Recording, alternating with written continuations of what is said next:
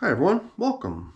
I'm down here in my wormery and I'm about to feed a couple bins, but sometimes what I do is I've got a few things out on my bench that need doing, and I sort of put that ahead of the fun part, which is just feeding the worms and doing away with my kitchen scraps.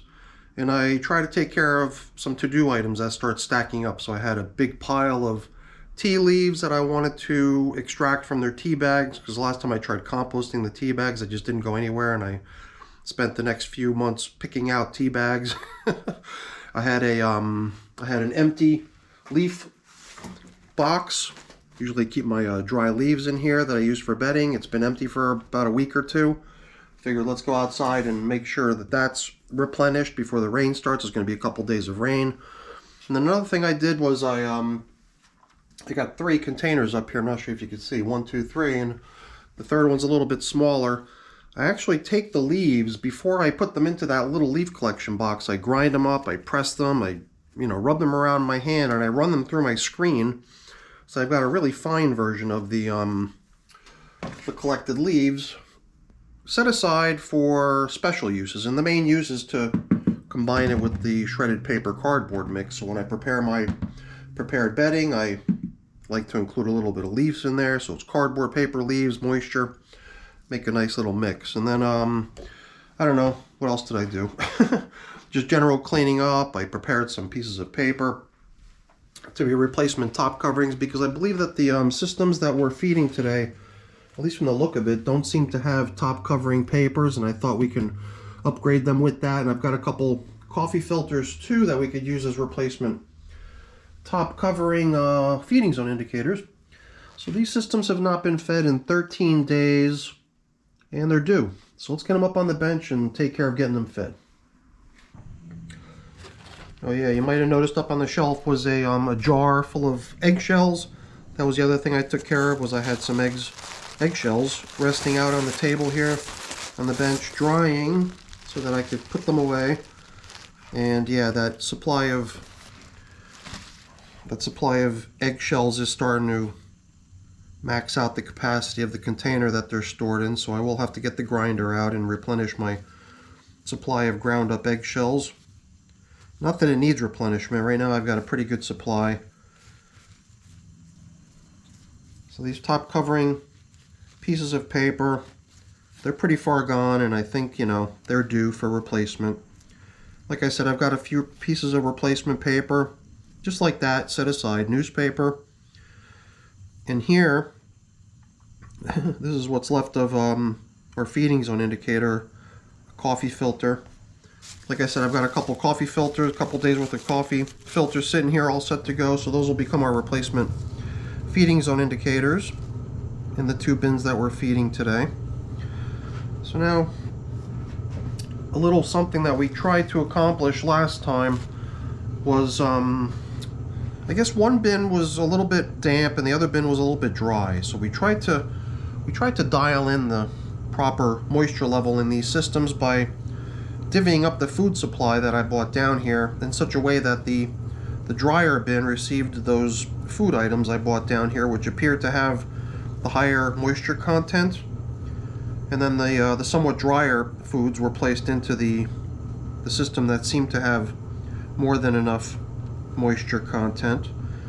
So the hope was that we might be able to, level out the moisture in these 2 systems to be more or less equivalent to one another by applying the foods that they got last time in sort of a strategic fashion based on their moisture content. I like the way things are in here. If I'm not mistaken, this was the system which required moisture. I think this is the one that received a bunch of frozen pumpkin, which usually, in my mind at least, is almost like little ice cubes, because I freeze most of the foods that I give to my worms. And when the frozen pumpkin starts to let out, it appears to really release a great deal of the moisture content. This is really surprising. After 13 days, to find a couple of chunks of food this large kind of makes me question whether we should even be in here feeding. A little bit surprising, but I don't know. I think I'm just going to proceed with with applying the food. Down here is a whole lot of bedding. I wonder if maybe they got distracted by the bedding and they went to go nibble on perhaps a more carbon-rich food source, the bedding, rather than digging into the kitchen scraps. Because I didn't see too many worms hanging out on the leftover food items, but there do seem to be a good number of worms hanging out down in the bedding. I don't know. We're going to continue checking out how things are progressing. Maybe it was just those couple little bits of food that were leftovers, and maybe they've done away with everything else. I mean, this is leftovers too, but this is a chunk of corn cob, and corn cob's one of those things that you should certainly expect to see leftovers of for quite some time before they finally break it down. And if I really wanted to see the stuff go quicker, I could just chip this into little bits and pieces because it's very fragile. But my tendency is usually to let the corn cobs just go at their own natural pace. Let the worms work it down eventually, and then it'll be gone in time without any help from me. Although in that case, you saw how it was like the corn cob was sort of split open. We were probably just checking to see if any worms were hanging out on the inside of it. Here appears to be the other half of that split open piece of corn cob. Couldn't even tell you when the last time I fed corn cobs was. It was quite some time ago, probably months at this point. So that in itself right there is proof positive how long it takes for corn cobs to get broken down. In the comments of my videos, sometimes people share ideas. I think one person talked about how they heard of one particular worm farmer who actually took the corn cobs and ground it up into a fine material, which I would imagine probably helps a great deal in letting this stuff break down much more rapidly. Okay, so I really kind of tilled up all the stuff that we used as bedding last time. All this shredded paper, I just figured I'd combine it with all the neighboring materials and break it up so there's no kind of lumps or clumps of it laying around. And for today's bedding, because usually I'll try to include a little bit of bedding underneath the foods that I'm applying, I figured since I just bought in a nice fresh supply of leafy material, why don't we include that as their bedding. But you know what? Instead of that, it's similar. It's just a little bit too much of the filtered leaves wouldn't fit into those 3 containers. I was able to fit as much as I had into those 3 containers. I had a little bit left over, and then what's mixed in here with those leaves is the tea leaves as well. So leaves from outside, tea leaves. It smells so good.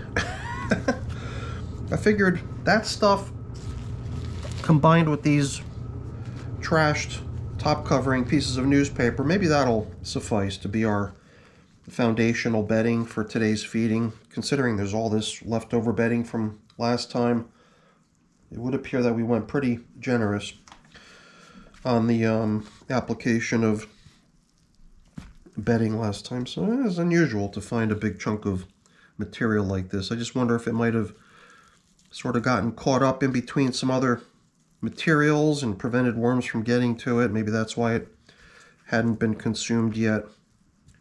But I don't really know the reason why, and I'm not even going to worry too much about it. So yeah, we're going to use that plus half of this to be our bedding for today's feeding.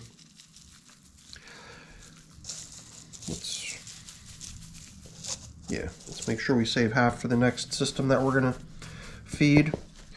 So now what they're getting today is a pretty nice variety of stuff. Some of these tomatoes are really far gone. All I really did was I took what remained of my garden, and it was mostly tomatoes that were still green when I pulled them off the plants right before the first frost was expected. And I set them out to spend a little time ripening. And a lot of them did ripen, but a lot of them just really kind of started to develop some nasty growths. So I just decided, you know, I don't think any of them looked very appetizing anymore. I mean, I did collect up the ones that did look good, and I included them in a salad the other day. And that was sort of the last hurrah of this past growing season's crop. And the worms are getting the remainder of it at this point. So I think we've set aside pretty much a fair split. And I've got some other stuff here. I've got some pulverized birdseed here. So we're going to sprinkle a little bit of this in here. Yeah, and then I've also got a few days worth of coffee sitting here. Let's give them about half of this too, and then I'll be done with this as well. Yeah, that looks like a pretty nice feeding for these little guys. So I think we can start backfilling the feeding now. And I guess I'll bring back a lot of this pile over here from this side. This is where I moved a lot of the stuff that was down in the feeding area, all this leftover bedding material. This should give the worms a nice medium material to be able to sort of pass through right above the feeding area, and then once they sense the food right down below them, they could dive down into it. Perhaps while it's still frozen, they won't be too interested in it. Maybe it'll be a little too chilly for them, but in a short period of time, the stuff will thaw out, and then the worms can have at it. So now these systems, this one is the older of the two, and it's I think 216 days of age. And if I'm not mistaken, it's getting its 20th feeding today. The other bin's almost 200 days old. Getting there. But you know what? Let's take a quick peek on the outer edges of this system, see how things look before we cover up. Just sort of aerate if nothing else. Lots of worms hanging out down there. Lots of castings too. The material's got a really nice texture to it. It really feels nice to be able to, you know, pick through the stuff and have it all just crumble in your hands and flake away. I'm a little bit vigilant these days about making sure none of the material in my bins really gets to that muddy, nasty, sticky stage. So I believe that's always kind of like one of the early warning signs of things about to go really bad. And if I see that, then it feels to me like I've really got to take measures to do something about it before the situation gets out of hand. Lots and lots of nice castings in this system. I'll tell you, at 200 days of age, it seems realistic to consider that at some point soon we might want to harvest these castings and get these worms kicking on another batch of material somewhere else. But, you know, I've been sort of thinking that it might be nice to try to push the envelope a little further in terms of how long I let my systems run. A stick, which I doubt is going to go anywhere, so let's just toss it out of there. I've now got a number of systems foraging, and they're all in excess of 300 days of age now. So the fact that these two systems are hovering around 200 days of age means that, you know, if the new benchmark for, you know, completing a system, benchmark, is that the right word? Milestone, whatever.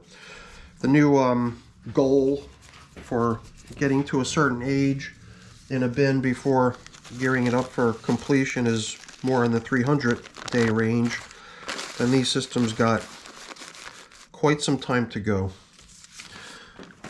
So we'll just keep going with them. I guess if we do hit capacity in the container, then that in itself would be reason enough to call it quits, but I think we've got room enough in here to press on. So now we've got a nice new replacement feeding zone indicator, nice new top coverings of newspaper, and this is really just here to provide them with a little bit of darkness underneath the cardboard so they're not bashful about coming up and playing beneath the bubble wrap. All right, let's get the other bin out here and feed them too. You know, usually when two bins are launched on the same day, they just by default become one another's buddy bins, sister bins, whatever the right expression for that is. In the case of these two systems, they were launched about a month apart, roughly speaking. And at some point later in the game, they were teamed up to be one another's buddy.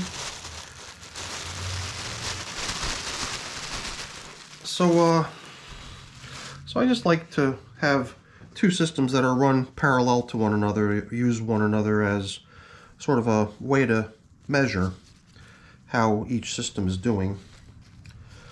And in the case of this system, it looks like they've really gone to town on these top covering pieces of newspaper. Once again, we'll do the same thing here. We'll set this aside and bring it back when it comes time to lay down a foundation for the feeding, and that'll become the bedding for the feeding. Now, lots of worms hanging out up here. Sometimes I just wonder if I could find the feeding zone indicator, and I don't always have one there either. So sometimes it's futile to go looking for it because maybe there never was one there, but today they will get one as a replacement. Because at some point there probably was one, because traditionally I do mark where I feed. Although in the case of most of my bins these days, I've just been center feeding. You know what, let's just change the order in which we're doing this stuff here today. Let's check out the outskirts. It seems to me like we've pretty much achieved our aim of trying to get these two systems to be in somewhat sync with one another as far as the moisture goes. You might be able to tell just from the way the material flows. It's all very nice and crumbly and loose. And to touch it, it's nice and damp, but it's not so damp that it's like sticky or muddy. Otherwise, it'll be all over my gloves. I mean, a little bit adheres to my gloves, but not too bad. Over here, hopefully more of the same. So many nice castings. I assume when we get down to the feeding area, we'll probably find a whole bunch of leftover bedding, as we saw in the first bin. Yeah, very, very nice, I must say. I'm very pleased with what I'm seeing here. All right, let's see how they're doing on that last feeding they received and get them taken care of. Little bits of scraps of paper here and there. Just throw that over there with the rest of the stuff that's going to go in his bedding. I wonder if we're going to find leftover vegetable matter and food. This looks to me like it's the stem of a grape, a little bunch of grapes. So we set aside their stem. Usually I don't include that in my worm feedings, but I figured what the heck, let's give it to them. Lots of worms in the feeding area here. And it looks like lots of small worms. This looks like the skin of some sort of fruit or vegetable. Not sure what it may have been.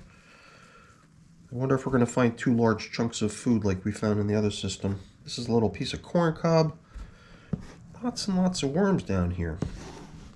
Very busy feeding zone. Yeah, look at them all. And if I was, I don't know, if I was consistent last week with the application of paper, the shredded paper cardboard bedding that they got last time, then it doesn't seem like there's quite as much of it left over in here as we saw in the other bin. Maybe this bin has a greater population. Usually when I start bins on the same day, then I usually attempt to launch those bins with an equal number of worms, but in the case of this pair of bins, they both had different start days and probably started out with different quantities of worms. And this one could just very well have started out with a much larger population, because there's really a huge number of worms hanging out down in here. I think we've got a large enough hole to suit our needs, but I figured I would just till a little bit on this side of the hole too to see what we see. But it does seem like we've excavated most of the material that was packed with worms hanging out, so I think we've got a large enough space into which we could drop today's feeding. Let's proceed with giving them their fair share and we'll be finished. Yeah, I always feel like I could breeze through the second or third or whatever, the bins that are subsequent to the first bin. The first bin I usually treat as sort of the gauge as to what to expect in the bin or bins that follow. And it pretty much panned out the way I would normally expect, which is to see fairly consistent results in the two systems. You know, granted, last time one of the aims was to try to restore harmony to the two systems by dispensing the foods in such a way that one of them got a little bit more moisture versus the other one. But I think we're beyond that at this point. It does feel to me like both systems have more or less the same moisture content, so mission accomplished on that, which is kind of cool. I would say that the only notable difference here is probably the fact that there might be additional worms living in this container. Somehow that's just the sense that I got. All right, so let's see if we can give them what remains of this coffee supply. Alrighty. And on top of the coffee, we can give them a little bit of this pulverized birdseed too. Very nice feeding. Alright. Definitely like what I'm seeing in these two bins.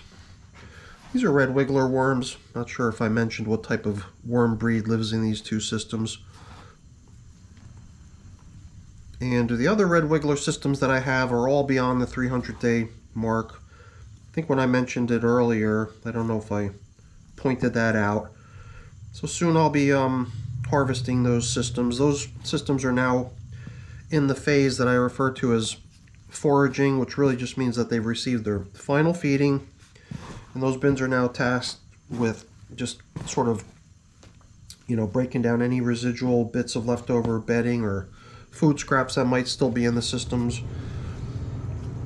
But here, I mean, if we've still got, another 100 days to go before we decide to call it quits in here, then we got plenty of time before we get to that point. So, let's see. Oh yeah, feeding zone indicator. Now we're giving these little guys the full treatment. A nice feeding, plus getting them set up with nice top coverings. All right, another fun check-in with our buddy bins. And of the two buddy bins, this one's, I don't know, a little bit special, right? Because we do distinguish the worms that live in this box as being my so-called original population. These worms, I feel, are the only real worms that I could track back to my original first batch of worms that I started with. All the other bins that I have red wigglers in are worms that I recruited from outside from my compost barrel. So, I had a wicked die-off last year. I managed to find a few worms living in that material, and I've nursed them back, so I think that they're doing quite nicely. And it's nice to see that they're pretty much filling up their space. Alright everyone, we're done here. Hopefully you enjoyed the video. If you did, as always, please don't forget to leave me a quick thumbs up before you go. That's always very much appreciated. If you haven't done so already, please also consider subscribing to the channel. Alright everyone, have a great day. Thanks for watching. Bye now.